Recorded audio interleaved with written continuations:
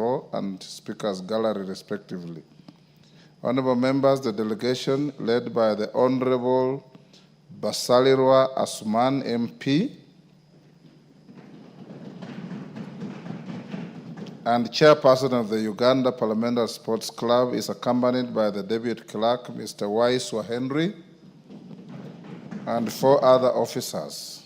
They are in the country for a 3-day benchmarking visit to learn from Kenya's experience in successfully hosting the East African Community ESC in the Parliamentary Games in 2024 as Uganda prepares to host. I hope they will not be learning from us on how to lose games the way you did in Mombasa. Yeah? How to lose at home.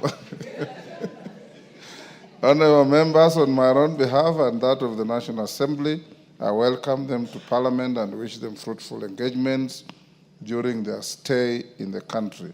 I want to add, honorable members, like I did last week, that last week I was in Uganda accompanied by the member for Arieda, and Uganda graciously agreed to step in place of Burundi that had expressed inability to host the games, and they are now going to be our hosts. And I want to encourage our leadership in the House that the foundation of the East African community is Kenya, Uganda, and Tanzania. In the event any of our other members who joined late are unable to transact any matter, we must rise to the occasion and take their place and keep the community going. Thank you.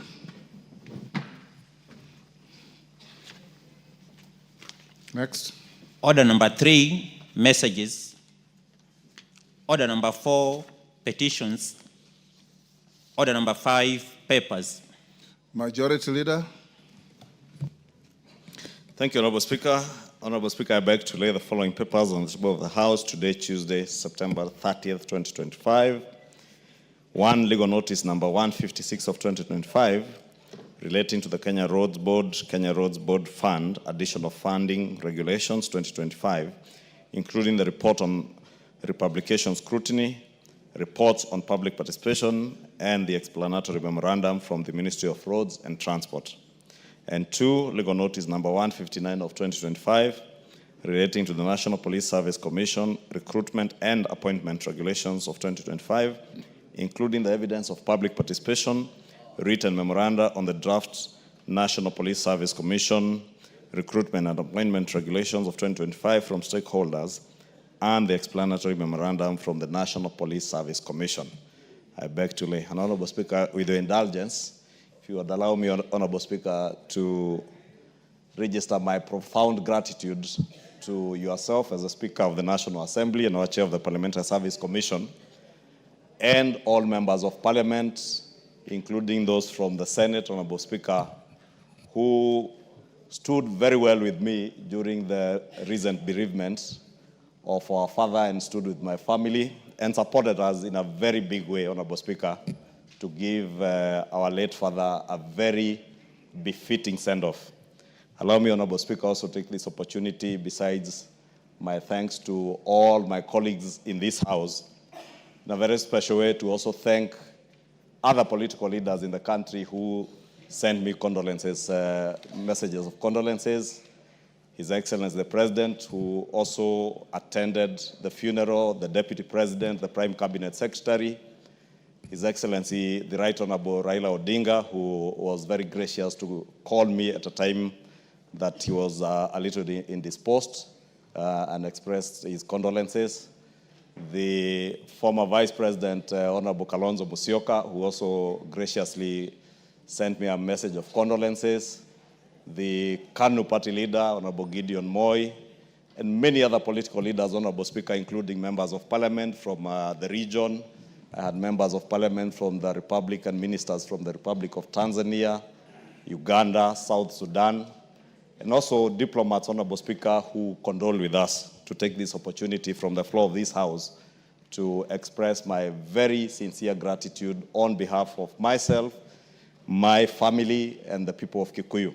And in a very special way, Honorable Speaker, to also use this floor to thank in a very, very special way the great people of Kikuyu who not only showed us solidarity, but true and great love in the way that they condole with us. And I thank all of them and wish you all the best, Honorable Speaker, even as I extend my prayers and that of my family to all of you who condole with us, that may the Lord bless you and grant you the kind of long life that he gave to my father, Honorable Speaker, that you may all live to beyond the 105 years that the Almighty God gave to my father. And as I was said during his send-off, may we live to emulate his legacy, especially the many good things he did, including taking care of orphans. And I hear the member for Taveta whispering, also taking care of all your ex-girlfriends, Honorable Speaker, on a light note. And I know that did cause a bit of excitement in the country, but that is a man that we celebrated as a great man who lived his life and did his bit and has left us with a very rich legacy, not just as a family and the people of Kikuyu, but also as a country, Honorable Speaker. And I also take this time to honor him, even as he rests in peace, and may the Lord rest his soul in eternal peace. Thank you, Honorable Speaker. Thank you, Majority Leader, and we join you in prayers for your late dad's soul. Honorable members, before the next call, allow me to acknowledge the following: the Speaker's Gallery, Kamune Primary School from Mathioya, Murang'a, Ilalu Comprehensive School from Mwingi North, Kitui. Students, when your school is mentioned, you stand up to be acknowledged. In the public gallery, we have Lucky Juniors Primary from Embakasi West, Nairobi. Kalanga Primary School from Mwingi Central, Kitui. Davex Bright Hope School from Narok South, Narok. On my behalf and on behalf of the House, we welcome the students, their teachers, and all those accompanying them to the House of Parliament. Next order. Mwenje, what is it? Mr. Speaker, just a request to welcome Lucky Junior and all the other schools, juniors from Kariobangi South Ward. Mr. Speaker, it's always a privilege when we have our students visiting us to see the business that we transact. We know some of them endeavor to come and join us much later, and we encourage them to keep coming, and we thank them for visiting the House. Thank you, Honorable Speaker. Thank you, Honorable Mwenje. Next, Chairperson, Departmental Committee on Environment, Forestry and Mining. Thank you, Honorable Speaker. Honorable Speaker, I beg to lay the following papers on the table of the House today, Tuesday, 30th September 2025. Reports of the Departmental Committee on Environment, Forestry and Mining on its consideration of 1, Sessional Paper number 5 of 2024 on the National Green Physical Incentives Policy Framework, and 2, the Privileges and Immunities, the Global Center for Adaptation Order 2025. Thank you, Honorable Speaker. Order number 6, notices of motion.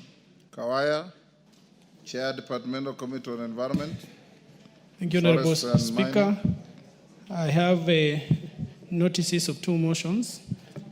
Honorable Speaker, I beg to give notice of the following motion: that this House adopts the report of the Departmental Committee on Environment, Forestry and Mining on its consideration of the Privileges and Immunities, the Global Center for Adaptation Order 2025, laid on the table of the House on Tuesday, 30th September 2025, and approves the Privileges and Immunities, the Global Center for Adaptation Order 2025. Honorable Speaker, if you allow me to give notice of the second motion. Honorable Speaker, I beg to give notice of the following motion, that this House adopts the report of the Departmental Committee on Environment, Forestry and Mining on its consideration of the sessional paper number 5 of 2024 on the National Green Physical Incentives Policy Framework, laid on the table of the House on Tuesday, 30th September 2025, and approves sessional paper number 5 of 2024 on the National Green Physical Incentives Policy Framework. Thank you, Honorable Speaker. Thank you. Next order. Order number 7, questions and statements. Thank you. Requests for statements. Caleb Amisi. Thank you, Honorable Speaker, for this opportunity to give my statement. Honorable Speaker, pursuant to the provisions of Standing Order 44 2C, I rise to request for a statement from the Chairperson of the Department Committee on Administration and Internal Security regarding the rise in incidents of defilement and murder in Naikara Village, Saboti constituency. Honorable Speaker, over the past year, Naikara Village in the Saboti constituency has witnessed a distressing surge in insecurity with cases of defilement, rape, and murders being reported, yet no visible action has been taken to curb them. On 26 August this year, one Preza Nafula, aged 7, was defiled and murdered on her way home after being sent home from school. Earlier in the same month, on 2nd August, Zibora Gororia, aged 4, was similarly defiled and murdered by unknown persons. Despite these incidents being reported to the police, no arrests have been made to date, raising concerns among residents regarding the safety of children and the adequacy of the responses by security agencies. Honorable Speaker, it is against this backdrop that I request for a statement from the Chairperson of the Department Committee on Administration and Internal Security on the following. 1, a report on the status of investigation into the defilement and subsequent murders of Preza Nafula and Zipora Grocia in Naikara Village, Chepkaka area of Saboti constituency. 2, the specific measures being implemented to address the rise in cases of defilement and murder in Naikara Village, Saboti constituency. Number 3, reasons for the apparent inadequacy of security agencies in the region, particularly in Naikara Village. And 4, a report on the status of resources allocation to Saboti police stations in terms of personnel and equipment, as well as accountability measures to ensure effective police responses. And lastly, Speaker, the immediate and long-term strategies the government plans to employ to restore security in the area. Honorable Speaker, I want to emphasize that Honorable Caleb Amisi, rules require that you just read the statement as you wrote it and as approved by the Speaker, and you end there. Honorable Speaker, any supplementary information, you'll seek it or say when you get a response. Those are your rules. If you had additional words, you should have put them in the statement. Mark Mwenje. And that is not just to Honorable Caleb Amisi, but to all of you.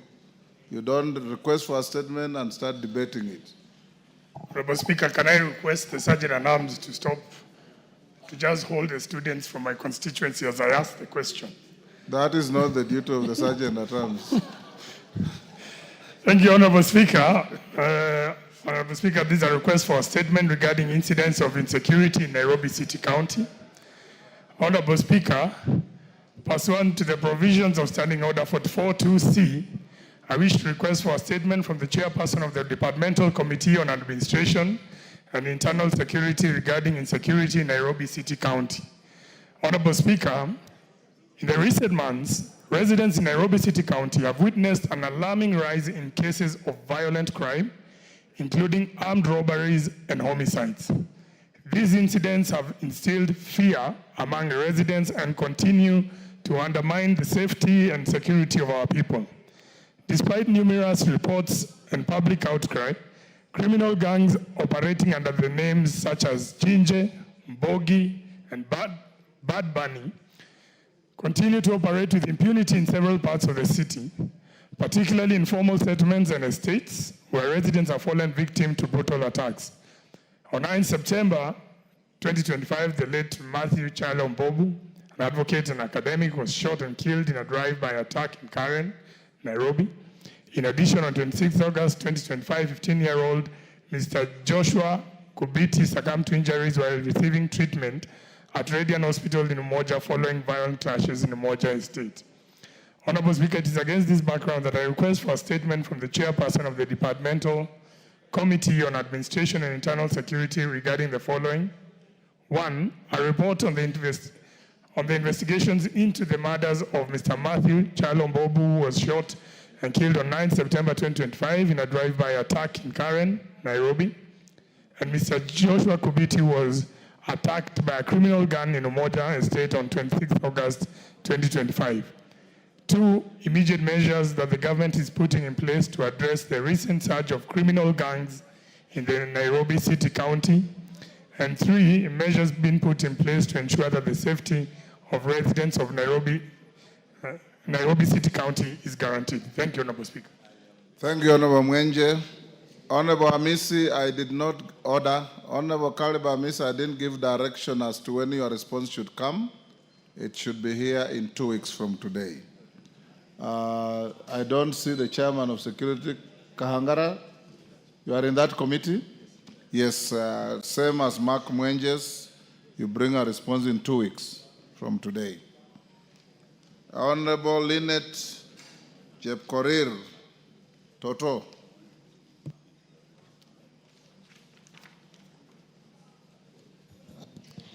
Thank you, Mr. Speaker, for giving me this opportunity. Mr. Speaker, I rise to request for statement regarding the deplorable state of the Nyangares River Bridge in Bomet County. Honorable Speaker, pursuant to the provision of Standing Order 44.2c, I wish to request for a statement from the chairperson of Departmental Committee on Transport and Infrastructure regarding the deplorable state of the Nyangares River Bridge in Bomet County. Honorable Speaker, the Nyangares River Bridge, which connects key social and economic facilities in Bomet County, has become a death trap for road users and pedestrians alike.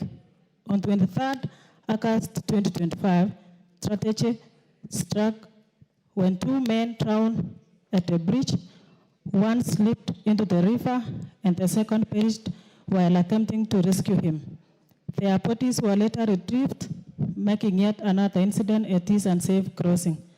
Honorable Speaker, sadly, similar accidents have been reported in the past, leaving families devastated and livelihoods disrupted. The bridge remains narrow, poorly maintained, and lacks of inadequate safety features such as guardrails, signage, and lighting.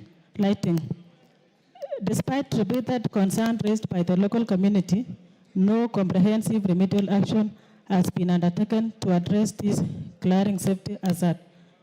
Honorable Speaker, it is against this background and that I request for a statement from the chairperson of the Departmental Committee on Transport and Infrastructure on the following issues. Number 1, immediate measures that the ministry has undertaken to secure the bridge and protect the users from further accidents and fatalities. 2, plans by the ministry, including timelines, budgetary allocation for either the rehabilitation, expansion, or complete reconstruction of Nyangares River Bridge, including the provision of a dedicated pedestrian pathway. And 3, long-term strategies by the ministry to ensure that all bridges and related road infrastructure across the country are subjected to regular safety audits and timely maintenance to avert such strategies. I thank you, Mr. Speaker. Thank you, Toto. Chair, Transport and Infrastructure. Any member of that committee? Yes, Daud. When can you bring a response? Give Daud the mic.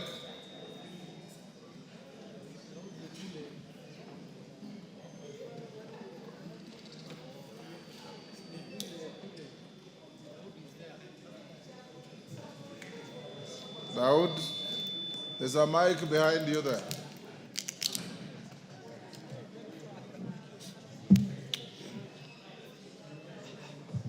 Mr. Speaker, we can reply within 2 weeks. Within 2 weeks, so be Yes, it. Mr. Speaker. Thank you. Thank you.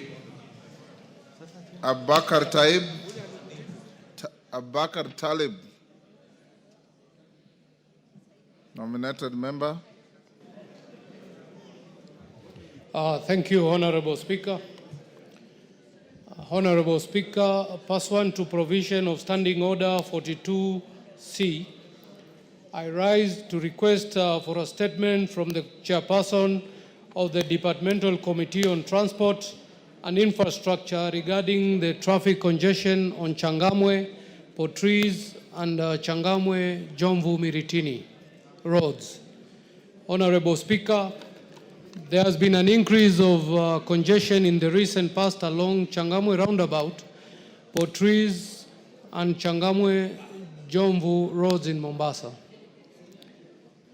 which is largely occasioned by trucks leading to the container depots in the vicinity. Notably, the container depots are operating at an approximate capacity of over 90%, which is the above international standard operational capacity of not more than 70%. The high operational capacity has led to congestion and long queues of container trucks along the road, causing significant delays in movement of goods and services in the area. This has also negatively affected motorists using the roads to access the Miritini Standard Gauge Railway, SGR, station and the Mombasa-Nairobi Highway.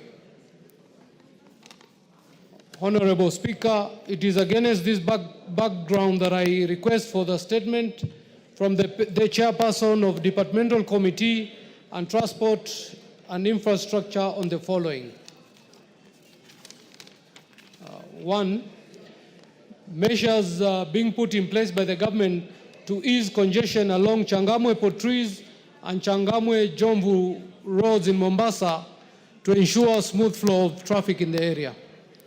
2, long-term measures that the government is putting in place to address traffic congestion in the area, including plans, if any, to relocate the container depots to alternative locations. And 3, detailed steps that government is taking to ensure the Kenya Ports Authority embraces technological changes to adapt and meet the demand of the fast-growing shipping industry. Thank you, Honorable Speaker. Thank you, Honorable Abakar. Chair, Transport.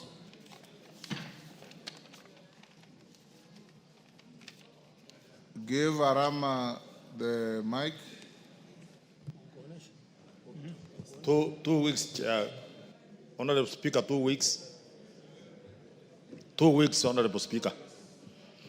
That's all right, 2 weeks. Responses to statements. Is Lea Sankaire in the house? Lea Sankaire, who is responding? Kahangara? Sankaire is not here, so we'll stay that to another day. Fatuma Zainab. Is Fatuma Zainab in the house? She's not. Kahangara will stay that. Fideus Nzambia. Is Nzambia in the house?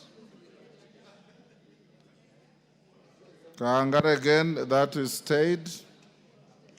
Oundo Ojambo. Oundo Ojambo. Oundo Ojambo is not in the house. That is also stayed. Joses Lelmengit. Joses Lelmengit. That is stayed. Hussein Bare. Hussein Bare is not here either. So all the responses from number 1 to 6 are stayed to next week. Next order. Honorable Milemba, did you have an issue? Not ready. Honorable members, as I had directed,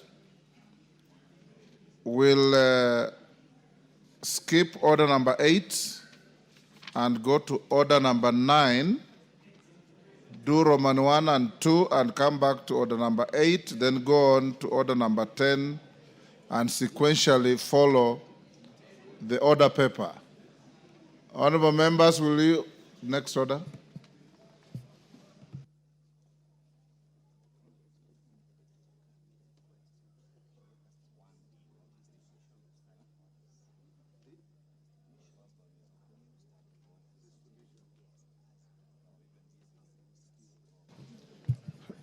Deputy Speaker, I'm told you have a statement to make. Please go ahead. Give the Deputy Speaker. Honorable Speaker, thank you for the opportunity to make a statement on the publication and circulation of the 7th edition of the National Assembly Standing Orders. Honorable Speaker, pursuant to the provisions of Standing Order 44.2d, I rise to make a statement regarding the publication and circulation of the 7th edition of the National Assembly Standing Orders. Honorable Speaker, the House may recall that during the official opening of the 13th Parliament on Thursday, 29 September 2022, His Excellency the President, Dr. William Samoei Ruto, CGH, asked the House of Parliament to consider putting in place a mechanism in the standing orders to facilitate attendance by cabinet secretaries to articulate government agenda and to explain government policy and to answer questions on the floor of the House in a bid to enhance executive accountability to the people of Kenya through their elected representatives in Parliament. Subsequently, on the 9th of December 2022, the President submitted a memorandum to that effect to the House, following which he referred it to the Procedure and House Rules Committee for consideration.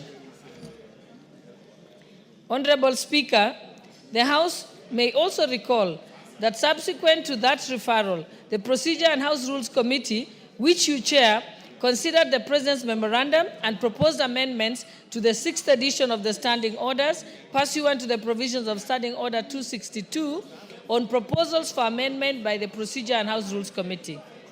The amendments, which were approved by the House on the 9th of March 2023, provided for the appearance by Cabinet Secretaries before the House. Order, members. That Kamkunji is illegal. Go on. Thank you, Honorable Speaker. The amendments, which were approved by the House on the 9th of March 2023, provided for the appearance by Cabinet Secretaries before the House to respond to parliamentary questions and to provide reports to the House in accordance to Article 153 of the Constitution. The new provisions were published as separate addendum to the 6th edition of the National Assembly Standing Orders. However, the provisions of the 6th edition that were either amended or repealed through the addendum remained in the 6th edition as originally approved by the 7th June 2022. As a result, Honorable Speaker, there has been confusion among members and indeed the public who sometimes cite provisions in the 6th edition standing orders oblivious of the fact that they were amended or repealed through the addendum. To this end, I wish to report that the Procedure and House Rules Committee authorized the Clerk of the National Assembly to the situation by incorporating the addendum into the 6th edition standing orders, yielding to the 7th edition standing orders.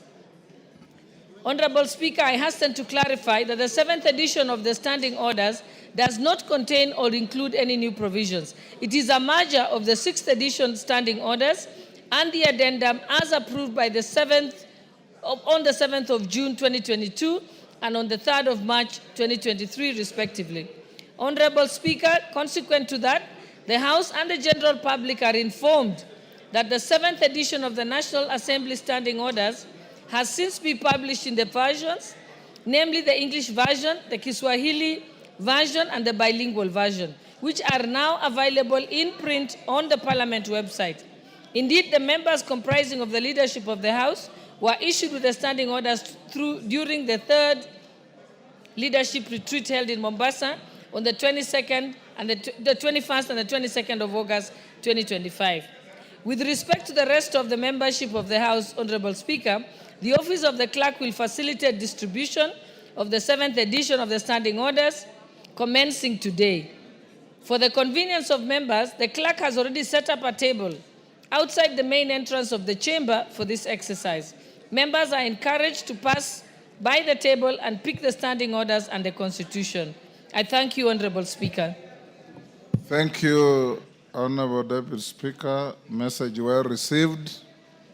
Honorable members, in the public gallery, allow me to acknowledge the presence of Kangudeni Primary School from Mwingi West, Kitui County.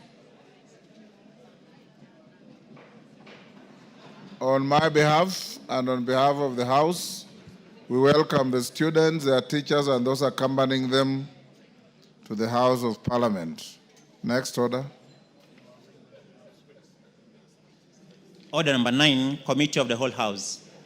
Honorable members, will you be upstanding?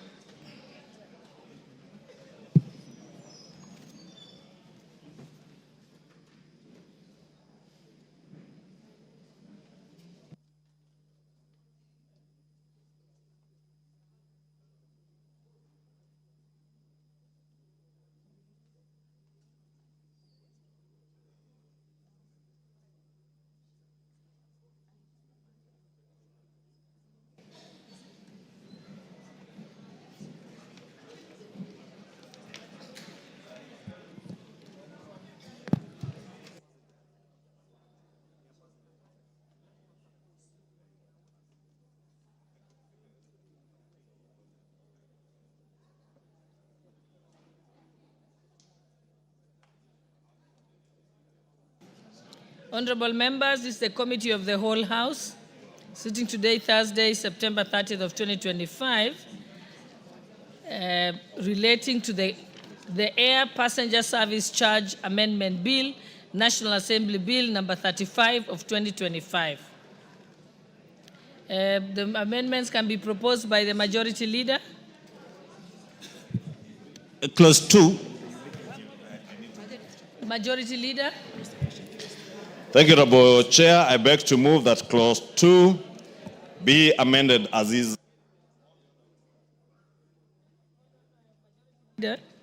Hold on, let me propose. I now propose the question that the amendment, that Clause 2 be part of the bill. Okay, Majority Leader. Thank you, Honorable Chair. Honorable Chair, I beg to move that Clause 2 be amended as is provided for in the order paper.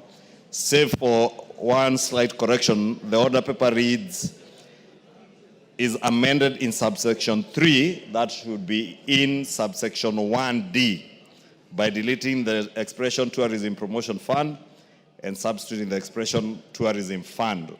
Honorable Speaker, with that correction, I beg to move.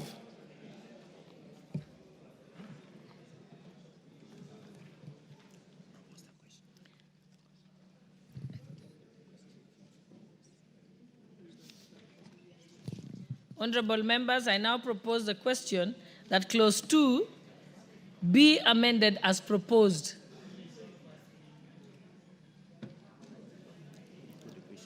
Honorable members, I now put the question that Clause 2 be amended as proposed. Will as many as of that opinion say aye? Will as many as of the contrary opinion say nay? The ayes have it.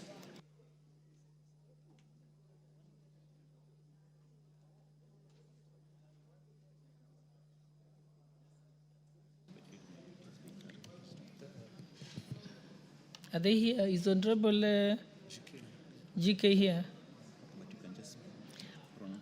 Honorable members, in view of the amendment of Clause 2, then the proposed amendment to Clause 2 by Honorable John Wanjiku is now dropped. and also the proposed amendment by Honorable GK, George Masharia Kariuki, chairperson for transport, is also dropped. I now put the question that clause 2 be amended, is amended be part of the, as amended is part of the bill. Will as many as of that opinion say aye? Will as many as of the contrary opinion say nay? The ayes have it. Clause 3. Honorable members, I now propose the question that clause 3 be part of the bill. Honorable members, I now put the question that clause 3 be part of the bill. Will as many as of that opinion say aye? Will as many as of the contrary opinion say nay? The ayes have it. Title. Honorable members, I now propose that the title be part of the bill. Honorable members, I now put the question that the title be part of the bill. Will as many as of that opinion say aye? Will as many as of the contrary opinion say nay? The ayes have it.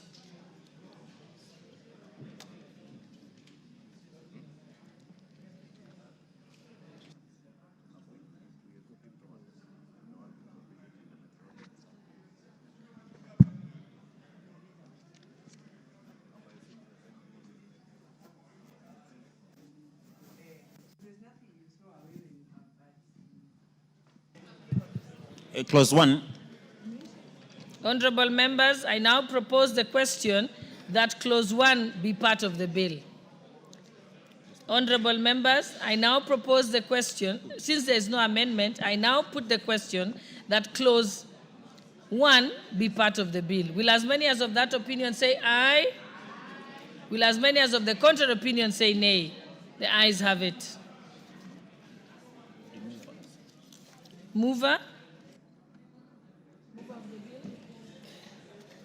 Makaratasi imepotea.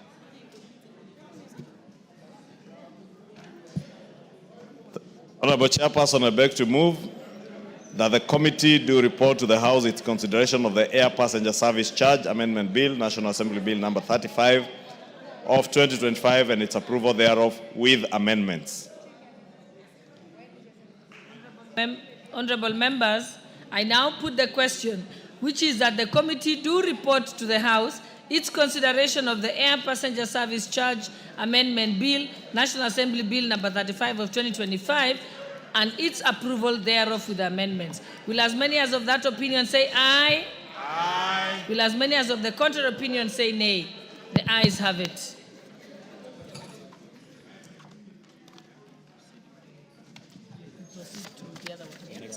Honorable members, we shall proceed with the Committee of the Whole House in regards to the County Government's Additional Allocations number 2 Bill, Senate Bill number 8 of 2025. Then thereafter the reports shall be received together with the first bill.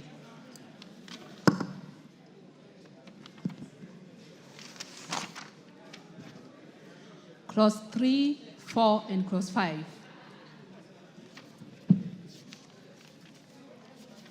Honorable members, I now propose the question that clause 3, 4, and 5 be part of the bill.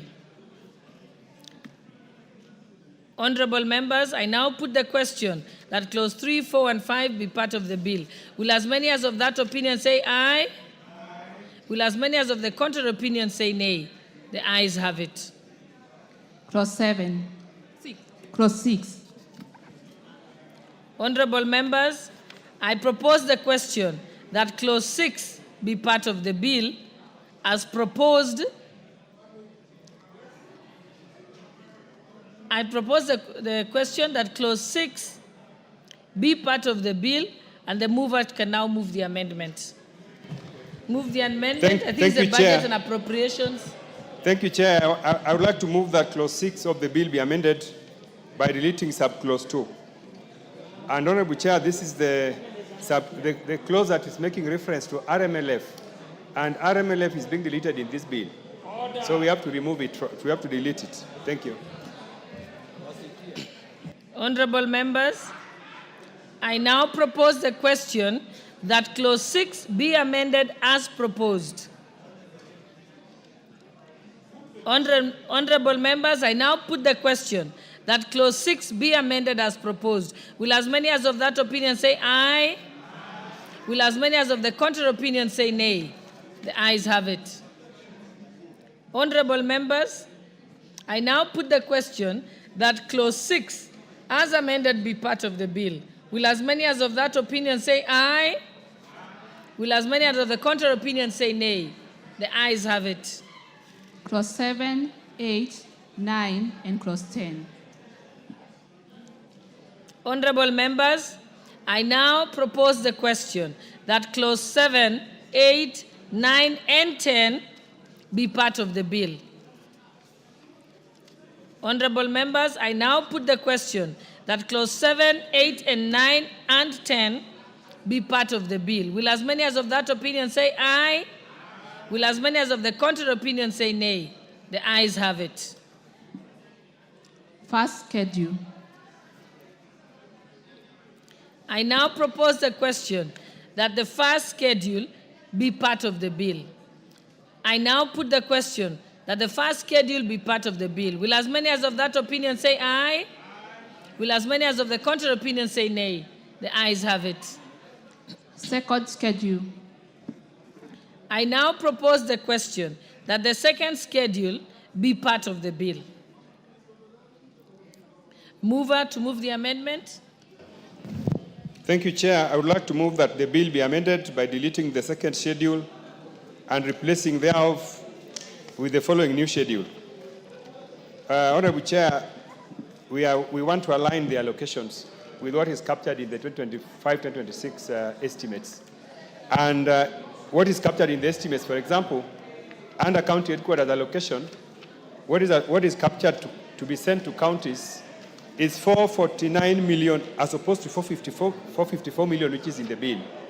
The 5 million, which is the excess, is money which is budgeted under the State Department to be used for operations.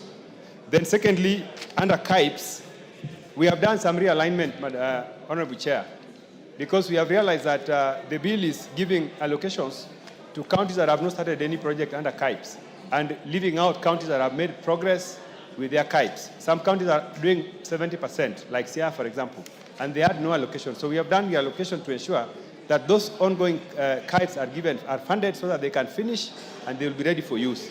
Thank you, Madam Chair. Thank you. Honorable members, I now propose the question that the second schedule be amended as proposed. Honorable members, I now put the question that the second schedule be amended as proposed. Will as many as of that opinion say aye? Will as many as of the contrary opinion say nay? The ayes have it. I now put the question that the second schedule as amended be part of the bill. Will as many as of that opinion say aye? Will as many as of the contrary opinion say nay? The ayes have it. Third schedule. Honorable members, I now propose the question that the third schedule be part of the bill. Mover to move the amendment. Thank you, Madam Chair. I would like to move that the bill be amended by deleting the third schedule. Madam Chair, the third schedule is the schedule that is capturing the allocations under RMLF to counties. Madam Chair, you know that after the Court of Appeal annulled the High Court ruling and gave us 12 months to make the changes, we really have no reason to give counties any money. That's why we are deleting the entire schedule. Thank you. Thank you. Honorable members, I now propose the question that the third schedule be amended as proposed. Honorable members, I now put the question that the third schedule be amended as proposed. Will as many as of that opinion say aye? Will as many as of the contrary opinion say nay? The ayes have it. Honorable members, I now put the question that the third schedule as amended be part of the bill. Will as many as of that opinion say aye? Will as many as of the contrary opinion say nay? The ayes have it. Fourth schedule. Honorable members, I now propose the question that the fourth schedule be part of the bill. Mover, you have an amendment? Thank you, Madam Chair. Madam Chair, I would like to move that the bill be amended by deleting the fourth schedule and replacing thereof with the following new schedule. Madam Chair, this is the schedule that captures the development funding to counties. And here, Madam Chair, there are some donors that have requested that we realign their allocations so that it reflects what is captured in the estimates. Thank you, Madam Chair. Thank you. I now propose the question that the fourth schedule be amended as proposed. Honorable members, I now put the question that the fourth schedule be amended as proposed. Will as many as of that opinion say aye? Will as many as of the contrary opinion say nay? The ayes have it. Clause 1. I haven't put, hold on. I now put the question that the fourth schedule as amended be part of the bill. Will as many as of that opinion say aye? Will as many of the contrary opinion say nay? The ayes have it. The next. Clause 1. Clause 2. Honorable members, I now propose the question that clause 2 be part of the bill. Honorable members, I now put the question that clause 2 be part of the bill. Will as many as of that opinion say aye? Will as many as of the contrary opinion say nay? The ayes have it. Title. Honorable members, I propose the question that the title be part of the bill. Honorable members, I now put the question that the title be part of the bill. Will as many as of that opinion say aye? Will as many as of the contrary opinion say nay? The ayes have it. Clause 1. Honorable members, I now propose the question that clause 1 be part of the bill.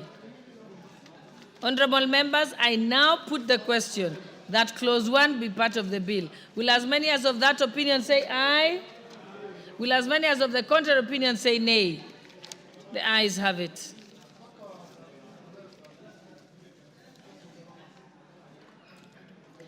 Okay, mover.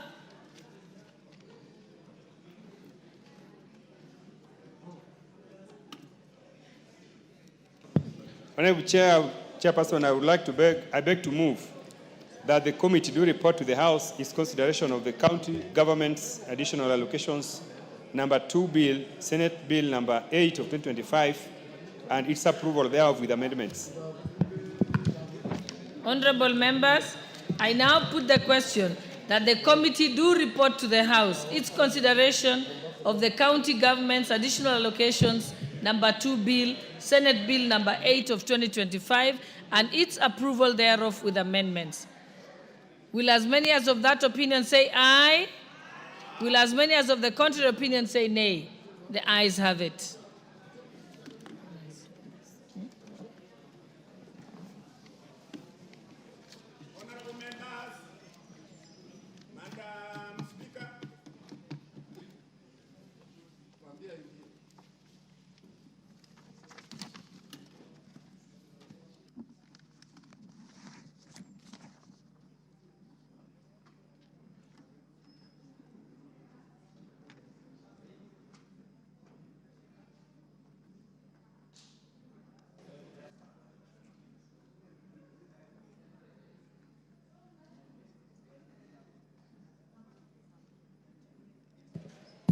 Chairperson.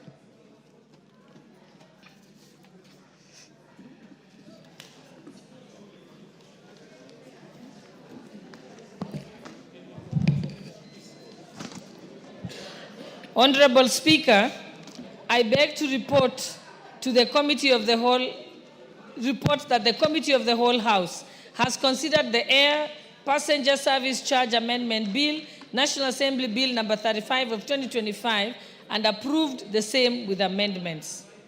Mover.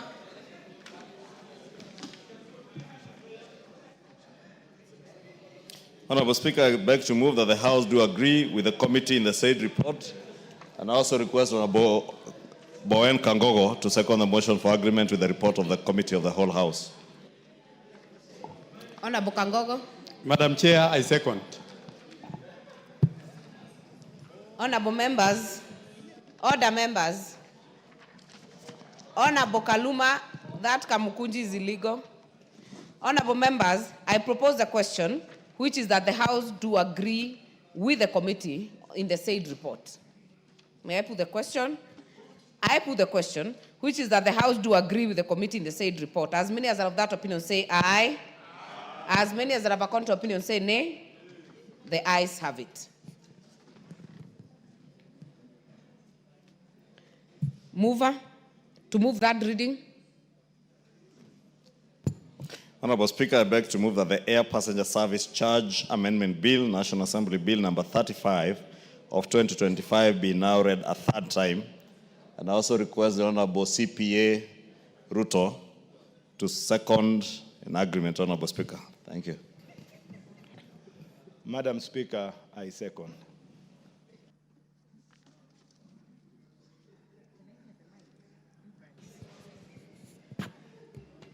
I therefore propose the question, which is that the Air Passenger Service Charge Amendment Bill, National Assembly Bill number 35 of 2025 be now read a third time.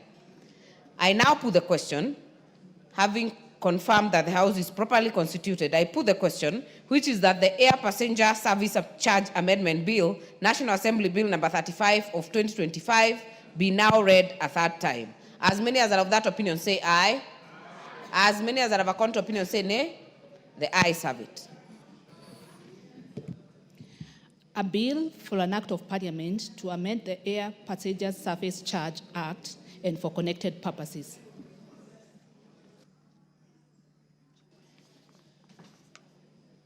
Chairperson. Honorable Speaker, I beg to report that the Committee of the Whole House has of the County Government's Additional Allocations number 2 Bill, Senate Bill number 8 of 2025, and approved the same without amendments. Honorable Chairperson. Thereof with amendments. With amendments. Mover. Honorable Speaker, I beg to move that this House do agree with the report of the Committee of the Whole House on its consideration of the County Government's Additional Allocations number 2 Bill, Senate Bill number 8 of 2025. I also request the Honorable Dr. James Nikal to second the motion. Honorable Nikal. I second. Honorable members, I therefore propose the question that this House do agree with the report of the Committee of the Whole House on its consideration of the County Government's Additional Allocation number 2 Bill, Senate Bill number 8 of 2025. I put the question that this House do agree with the report of the Committee of the Whole House on its consideration of the County Government's Additional Allocations number 2 Bill, Senate Bill number 8 of 2025. Will as many as are of that opinion say aye? Will as many as are of a contrary opinion say nay? The ayes have it. Mover to move third reading. Honorable Speaker, I beg to move that the County Government's Additional Allocations number 2 Bill, Senate Bill number 8 of 2025 be now read at that time. I also request the Honorable Kaluma to second. Honorable Kaluma. Honorable Speaker, this is a very important bill. And because the House has gone through it in detail, and because of the other businesses we have pending, Honorable Speaker, I second. Therefore, honorable members, I propose the question that the County Government's Additional Allocations number 2 Bill, Senate Bill number 8 of 2025 be now read a third time. I put the question that, Honorable Mawathe, you are totally out of order. I put the question that the County Government's Additional Allocation number 2 Bill, Senate Bill number 8 of 2025 be now read at that time. Will as many as are of that opinion say aye? Will as many as are of a contrary opinion say nay? The ayes have it. a bill for an act of parliament to provide for additional allocations to county governments for the financial year 2025-2026, the responsibility of national government and county government with respect to such allocations and for connected purpose. Before we go to the next order, allow me to recognize in the speakers gallery this afternoon, Ruby Craft Adventist School from Karachuonyo constituency in Homa Bay County, seated at the speakers gallery. We welcome you to observe the proceedings of the House. Next order. Order number 8, motion, consideration of the 5th report on the examination of financial statements of selected state corporations. This motion had been moved. Honorable Ward Chief, you are on your feet. Seconding. Yes, as I do this, Madam Speaker, allow me to welcome the Homa Bay students as well, on behalf of Kaluma as well. Madam Speaker, I rise to second the motion on consideration of the 5th report of the examination of the financial report statement of selected state corporations. And that is National Security, Social Security Fund, Kenya Marine and Fisheries Research Institute, National Hospital Insurance Fund, and Kenya Broadcasting Corporation. Madam Speaker, my chair, Honorable Emmanuel Wangwe, moved this motion with effectiveness and details. And there are some issues that we observed as a committee, which I want to go through briefly. Number one, Madam Speaker, all these corporations had something in common. That is lack of entitlement through land ownership by title deeds and legal documents. Most of them didn't have, especially KBC, which had almost 32 parcels, had none, including even where the headquarters is hosted. NHIF had a very valuable parcel, 10 acres parcel in Karen, which for a long time they didn't get into position and rolled into a dispute. And right now, the matter is in a court. Madam Speaker, these are very valuable assets which were not taken seriously by this state corporation. And we were concerned, and still is as a committee. The other issue was delay of availing documents during audit report. Most of the time, there were no audit reports document to the auditors, especially reconciled financial statement and also accounting records. Other issues which were very glaring to the committee and a concern is the issue of interest. Madam Speaker, the law is very clear. Within 7 days, the interest should be surrendered. Most of this corporation didn't, being in a breach of Section 71 of the PFM Act. And we recommended, Madam Speaker, within 6 months of adoption of this report, those accounting officers, if not acted, should be surcharged. Another issue, Madam Speaker, was underfunding and also delay in disbursement of from the exchequer, rather exchequer release. Madam, this one was a pain which we also understood as a committee. If the funds are released late and we are in a program-based budget, most of the programs ended up not being fulfilled. And we underscored that the Treasury should be sensitive to this so that the money is released on time for programs slated to be implemented on time. Madam Speaker, the debt management policy. This we found out that most corporations do not even have the policy itself. And a lot of money were lying uncollected for years and years.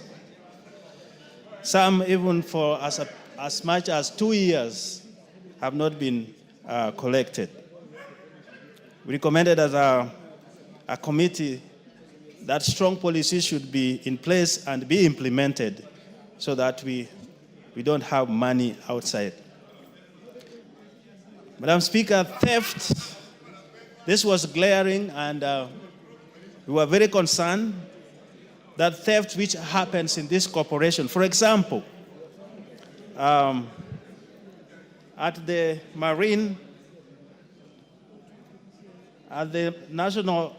Kenya Marine and Fisheries Research Institute, there was a loss of deep sea observator costing 13 million. Of concern was that there was no insurance to this equipment. There was no recovery after it was stolen, and still remained in their books. That was a very big concern. Other issues were also considered by the committee, especially across all these 4 state corporations. Madam Speaker, there was weak corporate management, governance, so to speak. They didn't have, from board management to internal controls, they didn't have elaborate, across all of them. There was also lack of coordination with sector auditors as well as state corporation officers. Actually, if there is close coordination with these officers, most of them would not end up having those audit queries. They would get their act together and give us a report in time, and also even avail the documents as required by the auditors. Number 3, there was lack of effective debt management, as I have said earlier. Policy was very weak. Some even had none whatsoever. So we were wondering, how do you collect your debts if you don't have a policy? Madam Speaker, these corporations depended so much on exchequer, beating the fact that all the state corporations were established in order to have some investments so that they can, over a certain period, be on their own to generate their funds and run their affairs. But we found out that all of them still rely on exchequer. That's why if the exchequer release is delayed, then their program also have side effects or negative effects. Madam Speaker, lastly, we also found that most of them do not update their asset registers. So you cannot know what the state corporation is really worth because of lack of that inventory. The rest of this, and I urge members to read this report, is very, very detailed as moved by my chair. I ask to adopt this report so that all the recommendations that we have said be implemented. And we do ask, especially the Committee on Implementation, that when passed like this, please take a quick, because some are, we have said within 3 months, some within 6 months. If not implemented quickly, Madam Speaker, then those days will elapse without actions which we have asked to be done, put in place. With those few remarks, Madam Speaker, I beg to second.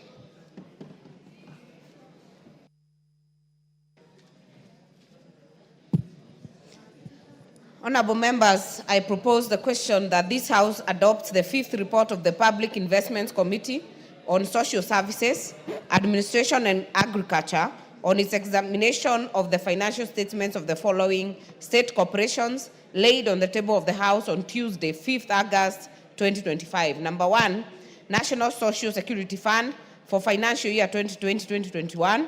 Number 2, Kenya Marine and Fisheries Research Institute for the year 2019-2020 to 2020-2021. Number 3, National Hospital Insurance Fund for financial year 2018-2019 to 2020-2021. And finally, the Kenya Broadcasting Corporation for financial year 2013-2014 to 2018-2019.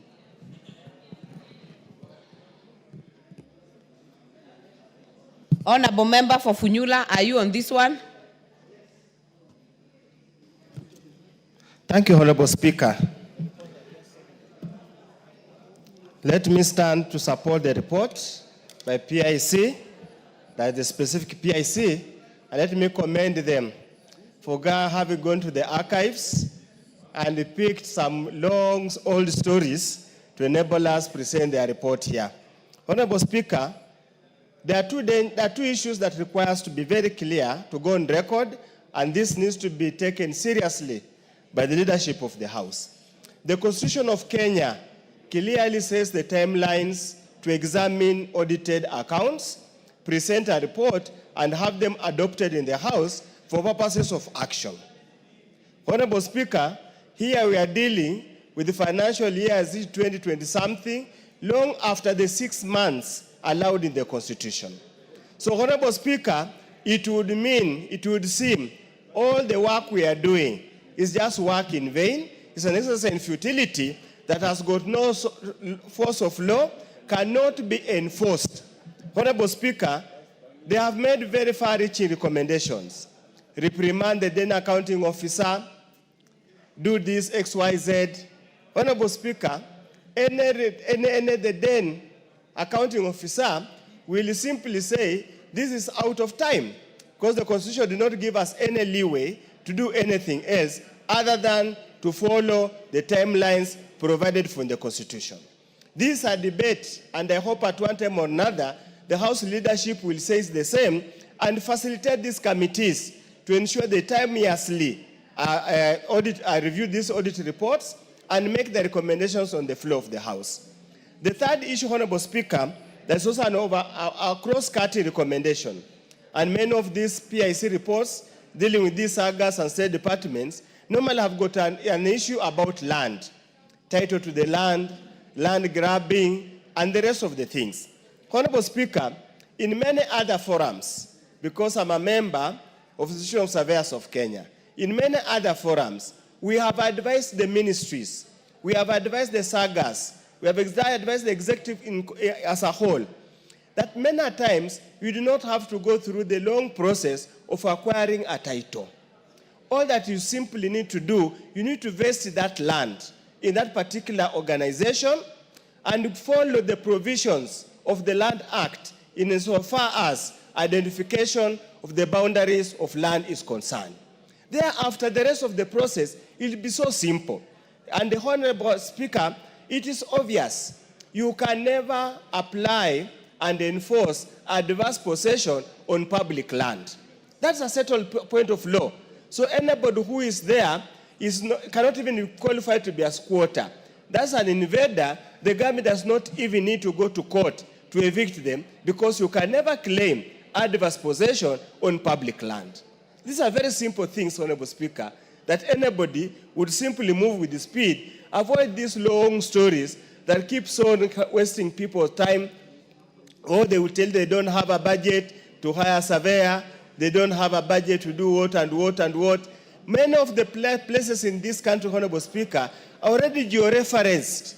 You simply go to pick the boundaries and you know the coordinates of point 1, point 2, point 3, and it makes life much, much easier. Honorable Speaker, the sagas of the State Department or the units, the parastatals being discussed here, have got very important history in this country of Kenya. It makes my heart bleed when they paint a very sorry state of Kenya Broadcasting Corporation, formerly VOK. Many of us who grew up in those days, KBC or VOK was the mouthpiece that used to communicate. If you are in government, if you are a minister, an assistant minister, a permanent secretary, or a director of medical services, you will never miss to listen to news at 1 p.m. You never miss. So, honestly, I feel bad when I see in the report that KBC is literally insolvent. When I see KBC entering some very dubious, odious loan arrangement or engagements that does not advance anything out of it. Honorable Speaker, BBC is a government-owned entity, and it has lived governments upon governments. It has outlived governments upon governments. It will continue to become the premier source of reliable information in the world. Voice of America, the same. All over the country, regardless whether they are misused by the current political regime or not, we must always have a national broadcaster that is sustainable, that is not insolvent, that can continue to disseminate information of the government at any given time. Considering that the new constitution has outlawed biased reporting. With those very few remarks, Honorable Speaker, I support the report for the sake of it, because it has no constitutional mandate, just for the sake of it. Thank you, Honorable Speaker. Okay, Honorable Member, Leader of Majority, you are out. If not, Honorable Zamzam, out.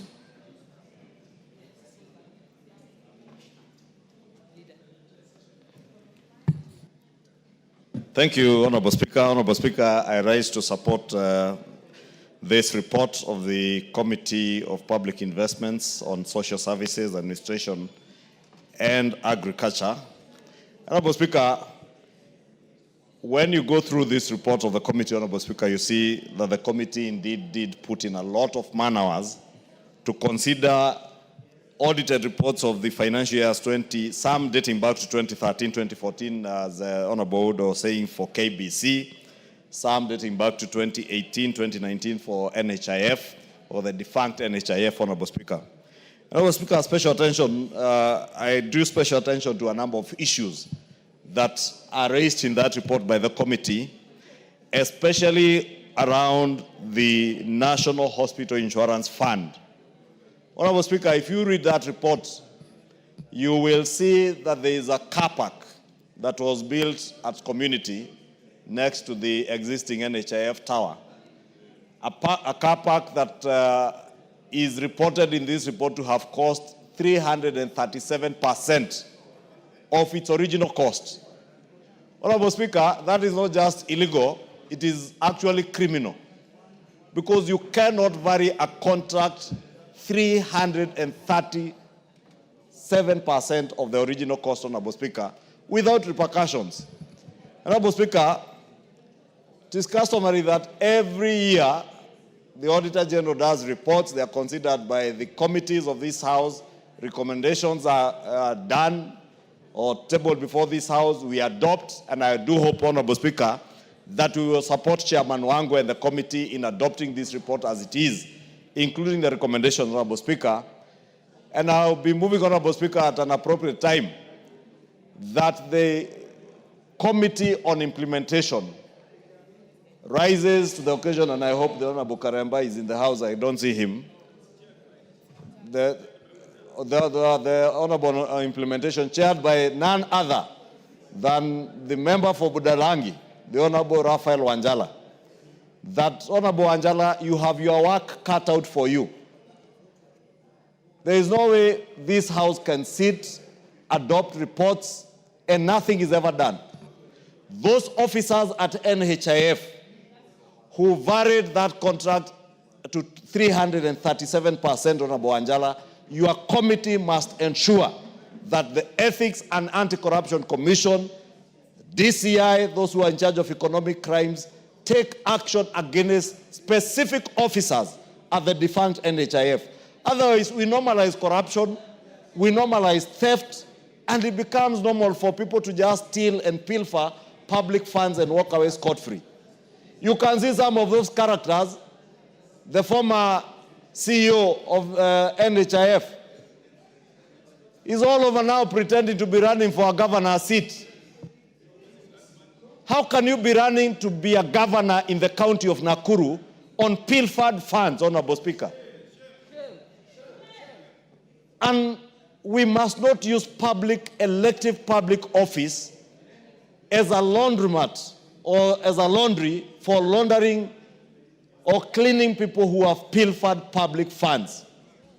The former CEO, National Health Insurance Fund, must answer to these issues, Honorable Anjala, and you must ensure through the Committee on Implementation that former CEO, Jeff Mwangi, does answer to this kind of outright theft of public resources, Honorable Speaker. We must not allow criminals to get away scot-free, then run for public office to hide behind public office, Honorable Speaker. And when you are arrested, you start now crying, oh, I'm being arrested because of politics. There is nothing political when you pilfer public funds. How do you go and construct a car park at 300% of its original cost? And to make what matters worse, Honorable Speaker, you escalate the costs and still don't complete the building. If you go to that building, Honorable Speaker, lifts that were to be installed to make it functional, because you cannot park on the level 3 basement, and your office is on the 17th floor, and you're expected to climb up on the lifts as much as you want to live healthy. And Honorable Speaker, that building today has no functional lifts. No wonder, and you will see from the committee's report, Honorable Anjala, that car park is underutilized. It's only being utilized at the level of 20%. Yet we have sunk billions, Honorable Speaker.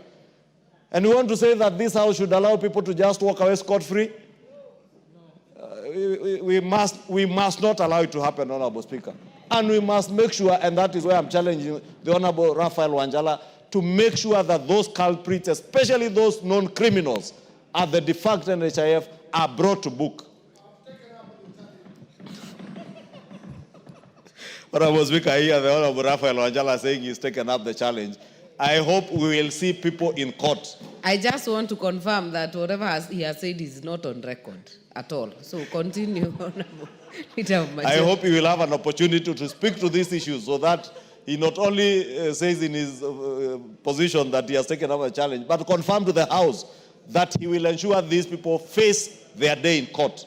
Honorable Speaker, again, if you read that report, the issue of pending bills at the National Hospital Insurance Fund is a sticking issue, and the chair of the Health Committee, the Honorable Dr. Nyikal, will tell you. Many of the issues that you hear with private hospitals today, with mission hospitals, with public hospitals, are issues that emanate from the defunct NHIF. Because people are accustomed, Honorable Speaker, to faking bills and getting money from the defunct NHIF.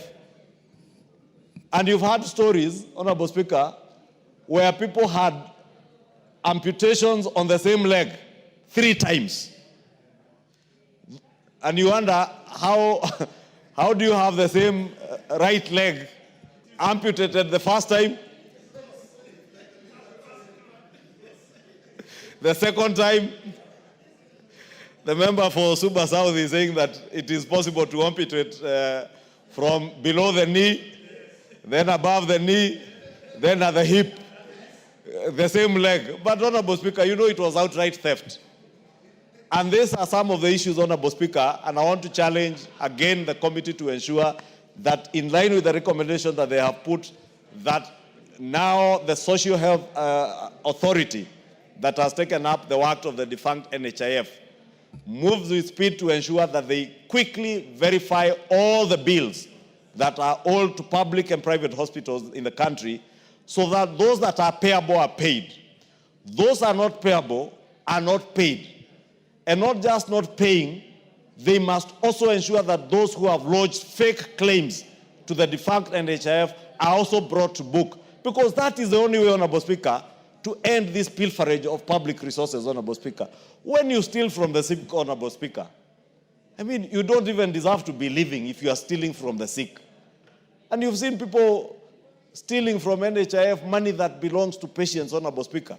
And I want to plead with the committee that if and when we adopt this report, the Committee on Implementation again takes up this matter with NHIF or SHA to ensure that this matter is closed so that the bills that are payable. I have seen a number of mission hospitals saying we are owed so many billions by SHA, and what they are carrying forward is the bills that came from NHIF, Honorable Speaker. And I remember one case in the recent past, I think it was a bishop in Kakamega, who had to, unfortunately, eat his own words when he said that the St. Mary's Hospital in Kakamega was owed billions by SHA, and said that unlike when it was promised that it would be paid close to 90 million shillings, they had only been paid 9 million shillings. Honorable Speaker, that bishop unfortunately had to eat his own words 2 days after, when it became clear and evidence was tabled before the bishop that that hospital had been paid close to 90 million shillings by SHA, as had been said by the Prime Cabinet Secretary in that function, Honorable Speaker. And therefore, even as I plead to our religious leaders, Honorable Speaker, to verify things before they say them in public, to also appreciate that there are indeed monies that are owed by the defunct NHIF. And that is why it's important, as the committee has recommended, that we verify those bills that are payable and those that are not real bills.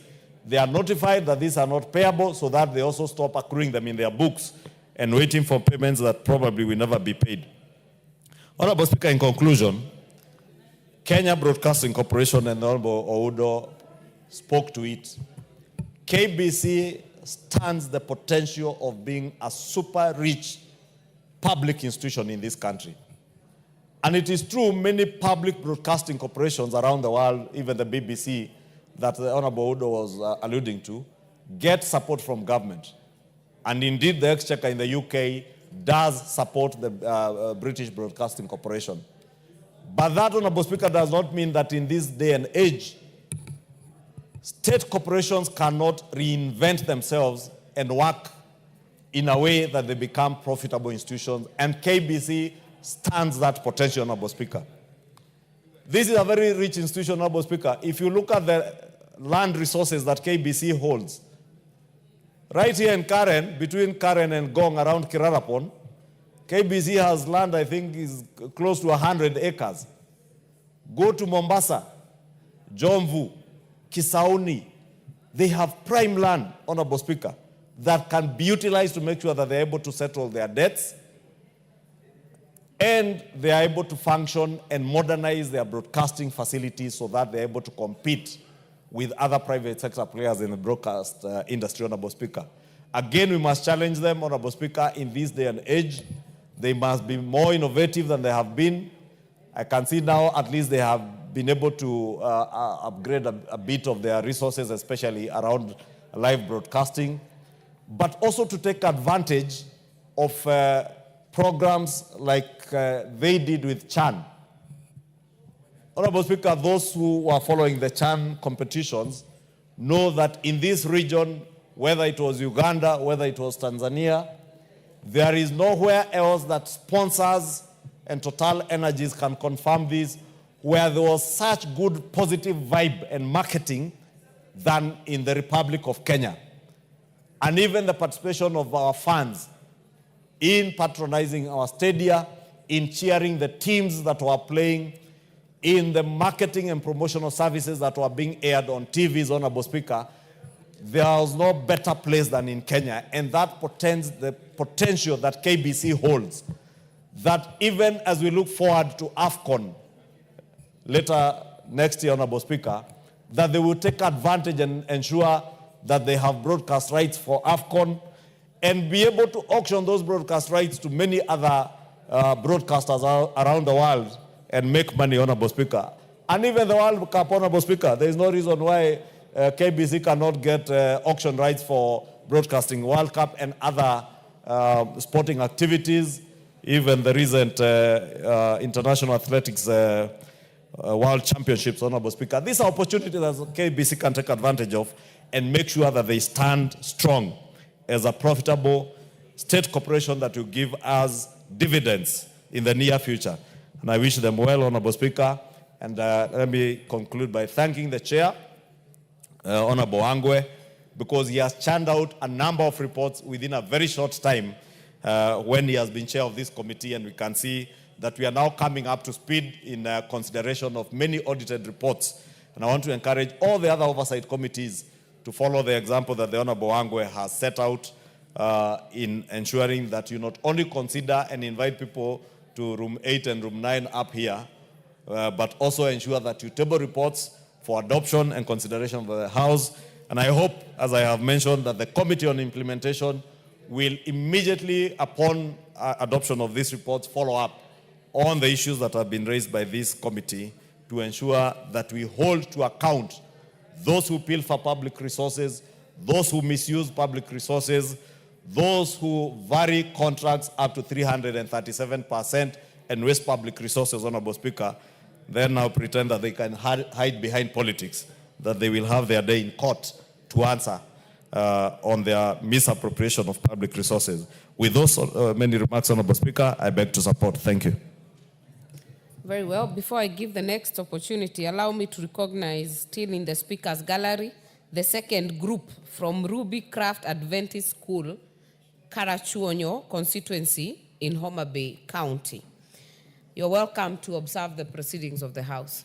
Honorable Member for Bomet, are you on this one? No.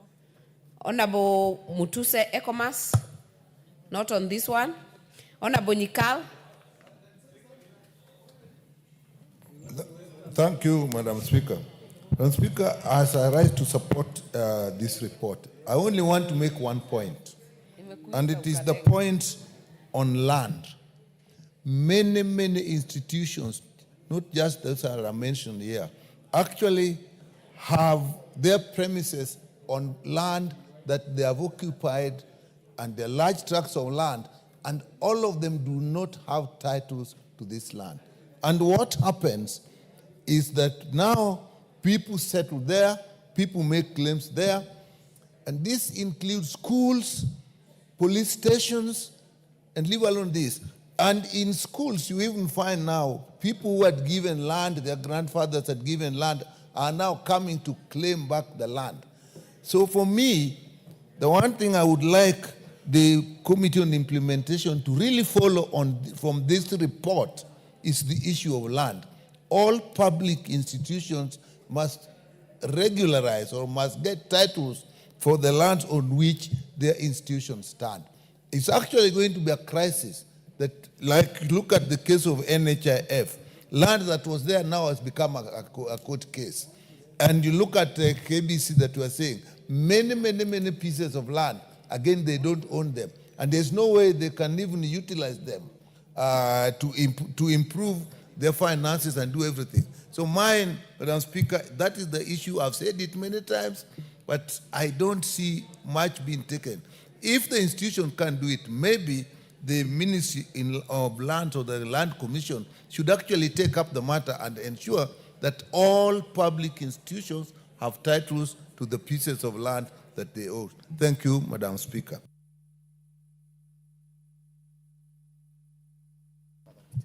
Honorable Member for Rarieda. Not on this one? Madam Speaker, thank you. Madam Speaker, I rise to support this report by PIC on social services, administration, and agriculture. And I hope Honorable Wangwe will be listening.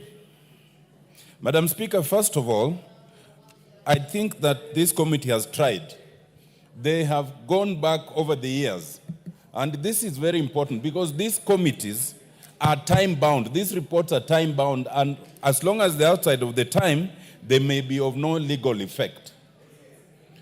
I look particularly at page 3 in terms of the question of title deed. And Madam Speaker, this matter has recurred in many institutions. Even the judiciary at one time lost the courts in Eldoret to a grabber. And what it must take is a very ruthless accounting officer, so that any public land that is taken, take it back, then we face the consequences. Madam Speaker, on page 4, about the question of, failing to provide audit documents, while I support the report, I urge the chairman and the committee next time to go further, because failure to provide answers to the audit report is already unlawful. But now failure to provide them to the committee is also expressly unlawful. And there are measures that the committee can take, including surcharging the particular officer. So I'd urge that next time they go further. On page 5, the question of interest, I am totally in agreement with the committee that the accounting officers should ensure interest is surrendered within 7 days, and in this case, if they fail to surrender, then they should be surcharged. And this should send a message to accounting officers that you should not wait for the auditor to come for the committee to sit over what you already know is the provision of the law. On page 7, I like the idea of the committee reprimanding the particular officer in that particular place, the one who was in charge of HR. But that now brings me to a different subject. Madam Speaker, I think it is time when we write this report, we abide by what the Constitution says. The Constitution says people must take personal responsibility for financial impropriety and for doing the wrong things. This idea of saying the accounting officer, the HR officer, does not make them feel the pinch. If it is Otiende Amolo, you should say Otiende Amolo, who was in charge at that time, should be surcharged, and you indicate the amount. If it is gross, you should be prepared to say that that particular officer, who you name, is unfit to hold public office or ought to be removed from public office. As long as you don't do that, they hide under the banner of a State Department and they don't feel the pinch. Now, I realize that the committee has not done that here because this House had set a precedent. When in Park, about 5 or 4 years ago, we went ahead to name the officers. Some members of this House moved amendment and extracted their name. We should support these committees. We should not diminish them. Because when we diminish them, we are diminishing ourselves. I think it is important that we now start naming the officers. Where it is gross, we say they are unfit to hold public office, we surcharge them within a time frame. And beyond that, Madam Speaker, I think we should have the chair of budget to start looking at this report. Some of these departments that are grossly mismanaging public resources should suffer the consequence of budget cuts, because otherwise they feel nothing. All these reports just become idle. Madam Speaker, I support this committee. I support that we support all the PIC and the PACs in this House. When their reports are brought, if we must amend, let's amend to strengthen them, not to weaken them. Madam Speaker, I support. Thank you very much. Thank you very much. I agree with you. There must be a point of meeting between the audit committees and the departmental committees, because the departmental committees are the ones that deal with the budget, but these reports should be available when that process is happening. The next chance, Honorable Mutuse, are you ready now on this?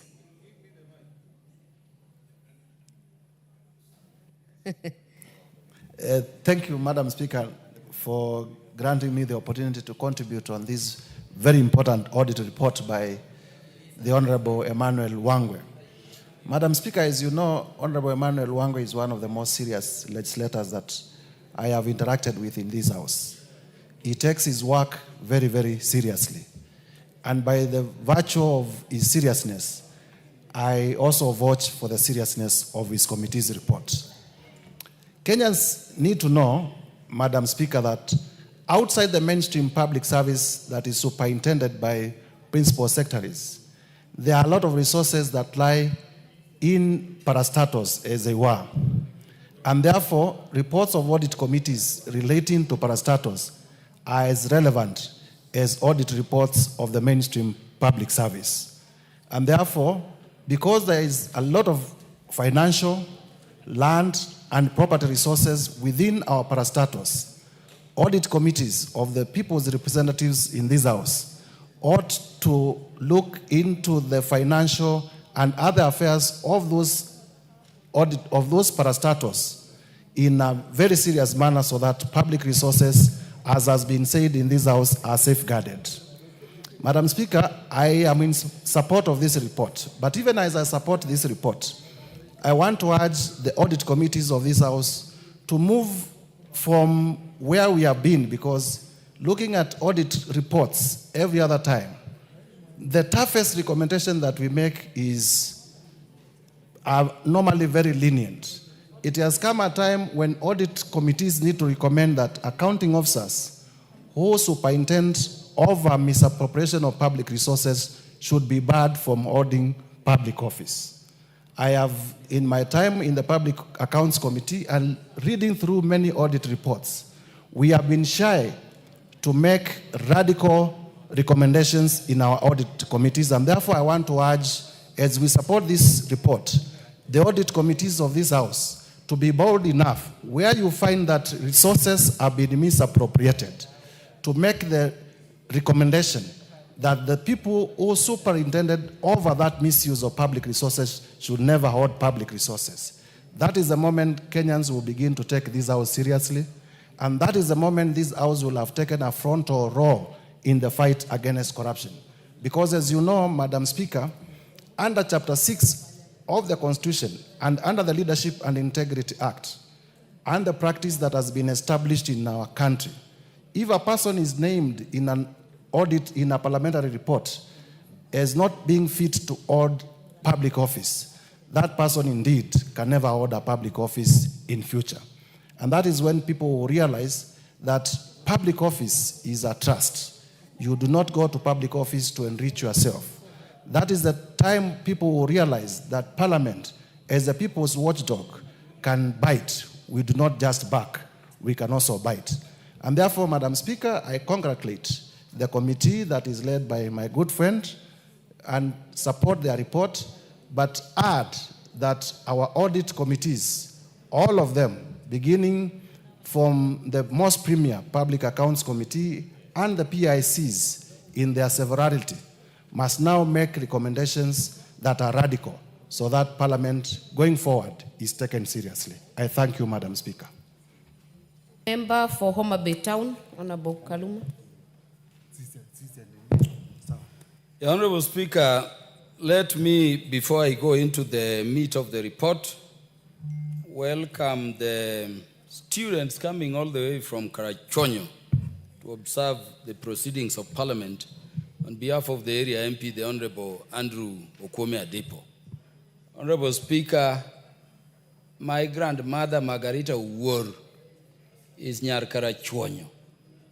And so I'm very elated to see that these students have come to observe the proceedings and to see by their own eyes what Parliament, which is our national legislative house, does. They are welcome to observe proceedings, Honorable Speaker, and I wish them well in their learning tour of matters governance. Honorable Speaker, sometimes I think we need to establish some holding ground for criminals within Parliament. I've listened through this report very keenly when it was moved, how it has been seconded, and I've read through the report, Honorable Speaker. Honorable Speaker, a parking facility for NHIF, which was contracted at 970 million. The contract price has moved from 970 million to 3.9 billion. And we are talking about it as if it is just an ordinary theft. Honorable Speaker, NHIF is the body we charged with the insurance of our health services in this country, the national insurer.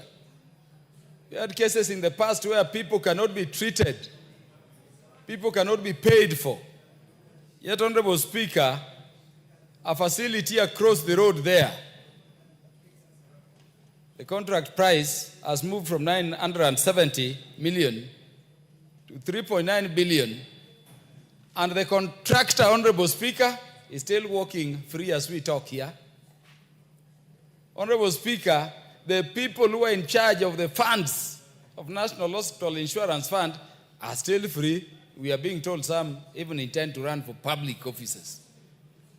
I think we now need to develop some holding ground for criminals within Parliament. Honorable Speaker, the theft under construction works in this country are hidden under some engineering rules called the FEDIC rules. And if you remember that facility, for quite a long time, you would see a crane there. No work is going on. It means the contractor has ceased to be building, they employ accountants, and they are forging claims under what they call suspension of works. We would excuse such situations, Honorable Speaker, if ultimately when the contractor got paid, work was done. But we are being told the lift that was to be used to convey the vehicles to the parking, base of the facility have not been installed. The facility is working at 20%. These are people who should be in jail. And I don't know whether it has been recommended succinctly, but this is a matter the chair of the committee in charge of public accounts in this particular sphere ought to have forwarded with a recommendation straight to EACC, the DPP, to effect arrest immediately, to effect arrest. And if we were to do that, Honorable Speaker, then we would be a serious house. And this report ought to have gone further and said EACC to report to the relevant committee of parliament regularly. If possible, within each and every 2 weeks, we have them here to analyze progress reports, which would be the committees in charge of justice and legal affairs, and maybe the committee on implementation, and this committee itself. Honorable Speaker, what is happening in this area is painful. The other way these people used to steal, Honorable Speaker, you've seen some facility we are building for the police hospitals across on Bagathi Road there. We budget for the money as the committee under which the police falls, the Committee on Administration, Internal Security, and we budget for 400 million. That money, Honorable Speaker, is then taken to KDF. Soldiers are free, they have engineers, they can build. Ultimately, Honorable Speaker, we are told it is not the soldiers who built the facility, it is an individual contractor who was given the property, the facility to build by, now KDF. And you've seen a facility complete there. Police officers for their injuries have no stone, but the facility is furnished. The 400 million has been used. Honorable Speaker, do you know why it has not been handed over to the police? The contractor is now seeking 1.4 billion on top of the 400 million for which we paid. I wanted to urge Honorable Wangwe, because I see administration also falls under him. Go for that facility immediately, so that it can be released to the police to start serving the police officers as we deal with it. Honorable Speaker, it is very sad to hear that Kenya Broadcasting Corporation, even the land on which it is sitting, it does not have the title for it. Prime properties, Honorable Speaker, at the coast in Mombasa, in Nyali, Jomvu, everywhere. There are no titles, up to 32 titles, Honorable Speaker, and this is a struggling facility. The properties are being encroached into by individuals, including people we know. Including people we know. Including people we know. Honorable Speaker, we want these reports not just to tell us they have been grabbed. I know the chair of the committee knows the people I'm talking about. KBC must get back all the land that were owned by KBC or appropriated to it as a public institution or corporation. And Honorable Speaker, they must all be titled. And I hope tough recommendations, Honorable Speaker, have been made for reclamation and, requisition or, the claiming back of those titles so that we have them. And then we move together, Honorable Speaker. Honorable Speaker, people have been saying that NHIF was better. NHIF was better. SHA is not working. The people of Kenya, SHA is working. Say SHA is not working until you get sick. I can tell you, Honorable Kibagendi, I have blood relatives being treated through SHA. And by the way, people from the counties who are shouting most how SHA is not working are the counties which are the highest registered in the country, if you look at top 10. When things are working, and then Kibagendi, don't talk when I'm talking. You are a first-time MP here. I'm a senior MP. You keep quiet. Yeah, there are times when we are talking serious things. Honorable Speaker, when we have something working, let us say it is working. When there are teething issues and problems to be addressed, let us address them. But Honorable Speaker, for the people who keep saying we should go back to NHIF, in this report, you see why they are saying so. Because NHIF was a milk cow. It was an elephant put down. They were eating it. You are given a contract for 900 million and you get 3.9 billion and you do nothing about it. We are saying this parliament killed NHIF. This parliament enacted the law establishing SHA, and whatsoever the amount of noise you make because of the systemic corruption for which we killed NHIF, we are not going back there. Let us encourage all Kenyans, Honorable Speaker, to register. And where we are doing well, Honorable Speaker, let us say we are doing well. We can say very many things. I heard people talking about RUTO at 3, against UHURU at 3. There is no government in Kenya since independence which at 3 years is doing better than this government. And I can say this without any shame. You know, all the others are 3 years. The Kibaki regime at 3 years, the Bomas draft had been rejected. Raila and others had been kicked out, Honorable Speaker, and now it was a tribal group running this country. And these are truth. Let us support the government. Let us support these initiatives. But, Honorable Speaker, I recommend that for once we want to see what Wanjala Refile, the Committee on Implementation, is doing. We must bring people here, and not just the people who are in charge of those funds, but also the contractor. Honorable Speaker, with those very many remarks, I thank you. Yes. Honorable Member for Igembe Central, Honorable Karido.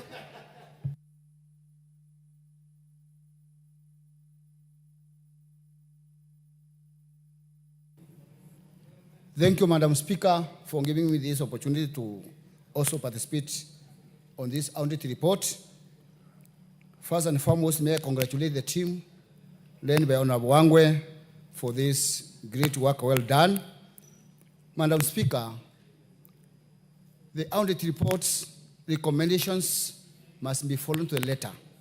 In order for them to be worthy, we need these recommendations followed, and we need to be seen working and doing what is right. Madam Speaker, I will not dwell much on this SHA, NHIF, and the like issues, but I will dwell most on land issues.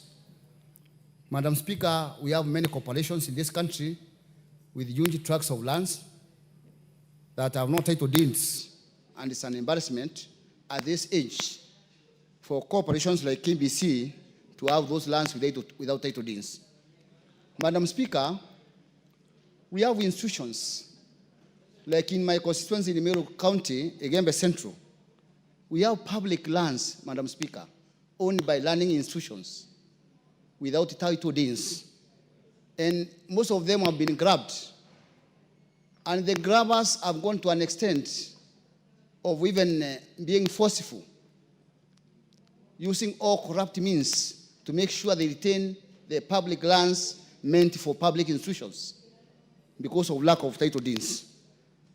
Madam Speaker, it's the high time that as committees in this House, even the PIC Committee on Governance and Education, we are also been facing the same, whereby we have even universities, land without title deeds.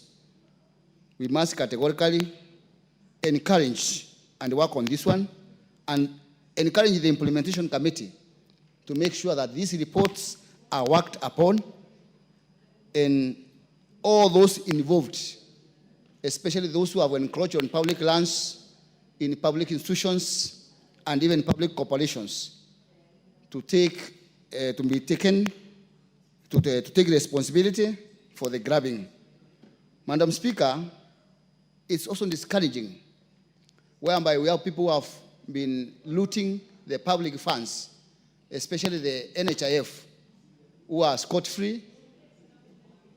I think it's the high time that we make sure we implement these reports to have them brought books so that they can pay, get surcharged, and even get jailed for these crimes, so that the young generations can learn from them and avoid these evil deeds on our country.